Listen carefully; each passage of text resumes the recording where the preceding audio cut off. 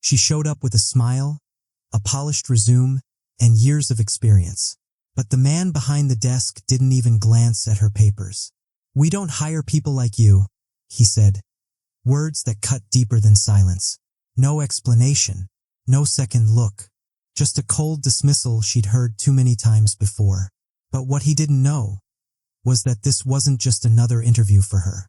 It was a test, and in just a few years she'd return, not as a job seeker, but as his boss.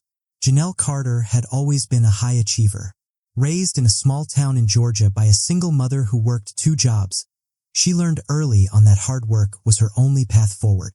She didn't just survive, she excelled. Valedictorian in high school, full scholarship to a top business school, and years of experience managing operations at a Fortune 500 company by the age of 32. If you believe stories like this need to be heard, hit subscribe and tap the bell so you never miss a moment that matters. After years of grinding through corporate America, she felt ready for a change.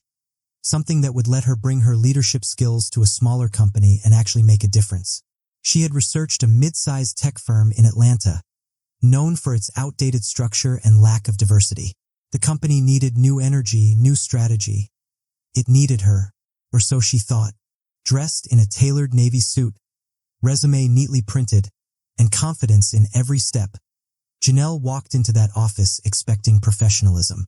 What she got instead was a cold stare from the hiring manager, a man who didn't even rise to shake her hand. He glanced at her for a moment, then leaned back in his chair. "You're Janelle?" he asked with a raised eyebrow. "Yes," she replied, offering a polite smile. He looked at her resume for half a second and set it aside without a word. Then, with a smirk and zero hesitation, he said, "We don't hire people like you." She froze. People like her? No reason was given. No second chance. No interview. Just that sentence, and the sound of the door clicking shut behind her. The words echoed in Janelle's mind as she sat in her car, staring blankly at the steering wheel. "We don't hire people like you." It wasn't the first time she'd felt unwelcome because of her skin. But this time, it wasn't just about rejection. It was about being dismissed, devalued, and disrespected without a second thought. And in that moment, something shifted inside her. She didn't cry. She didn't scream. She made a decision. That night, she opened a spreadsheet and started digging. The company that had rejected her, Bradford Dynamics, was privately owned, struggling financially, and had recently lost several contracts due to poor leadership. The more she researched, the more she saw cracks in its foundation. There was potential, but also vulnerability. Janelle spent the next 2 years preparing. She launched her own consulting firm, focusing on operational turnarounds and inclusive leadership, the very things Bradford lacked. Slowly, her reputation grew. She landed contracts with some of the same clients Bradford had lost. Her network expanded, and so did her revenue. Behind the scenes, she quietly began acquiring shares in Bradford Dynamics' parent company through proxies and investors who believed in her vision. But she never spoke publicly about what happened that day. She let her success speak louder than their prejudice. Then came the opportunity she had waited for. The CEO of Bradford Dynamics announced his early retirement, and a controlling stake in the company would be up for acquisition. Most assumed it would go to a longtime board member. But Janelle had other plans. She worked with a group of silent partners, including 2 women of color who had faced similar discrimination, and prepared her bid. Her proposal was sharp, strategic, and backed by results. It promised not only to save the company but to reinvent it. When the offer went public, the board was stunned. The name on the paperwork? Janelle Carter Holdings. Whispers filled the room. The same hiring manager who once dismissed her now sat at the table, white-knuckled, flipping through her proposal like it was the first time he'd ever seen her as a real contender. She didn't blink. She didn't flinch. And when the board voted, it wasn't even close. Janelle stood at the front of the sleek, glass-walled conference room, this time not as an applicant, but as the new owner. Her tailored navy suit held the same elegance as her posture. Calm, powerful, and unshakable. The room was filled with familiar faces. Executives who once avoided eye contact with her. the HR director who had refused to return her follow-up email, and him, the hiring manager who had told her with a shrug, "We don't hire people like you." Now he couldn't look her in the eye. She tapped the table once and began. Inclusivity isn't just a buzzword. It's the foundation of a business that survives, evolves, and thrives. "I was once told I didn't belong here, but I'm not here for revenge." She paused, scanning the room.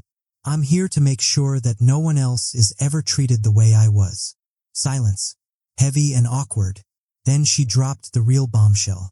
"I've reviewed every department. Those who've thrived through merit and accountability will have my full support. But those who have enabled discrimination, whether quietly or openly, will face immediate review." Leadership starts with responsibility. The hiring manager shifted uncomfortably. His face flushed. She turned to him last. "I don't need an apology. I needed a door. And when it was closed on me, I built one." There was no drama, no shouting, just truth, delivered in the sharpest, most dignified way possible. The power dynamic had flipped, not with vengeance, but with vision. And in that moment, everyone in that room understood. This wasn't just a promotion. It was a reckoning. Under Janelle's leadership, the company didn't just recover. It transformed. She brought in diverse talent from underrepresented communities. She implemented mentorship programs, built partnerships with historically Black colleges, and rewrote the company's culture from the ground up. Within a year, profits had increased. Employee turnover dropped. Clients, old and new, praised the company's innovation and ethics. What was once a stagnant corporate machine now pulsed with purpose. But more than the numbers, it was the stories that changed. Interns who once thought they'd never get a foot in the door were now rising through the ranks. Team members felt seen, respected, valued not for how they looked, but for what they brought to the table. As for the man who once told her, "We don't hire people like you," he quietly resigned. There was no dramatic exit, just a final acceptance that the world was moving forward, and he had chosen to stand still. Janelle never sought revenge. What she wanted was something deeper, something lasting, dignity, access, change, and she got it not through anger but through action. Her story isn't just a triumph for one person. It's a reminder to every woman, every person of color, every rejected soul who's been told, "You're not the right fit," that sometimes the door isn't meant to be knocked on. Sometimes you're meant to own the entire building.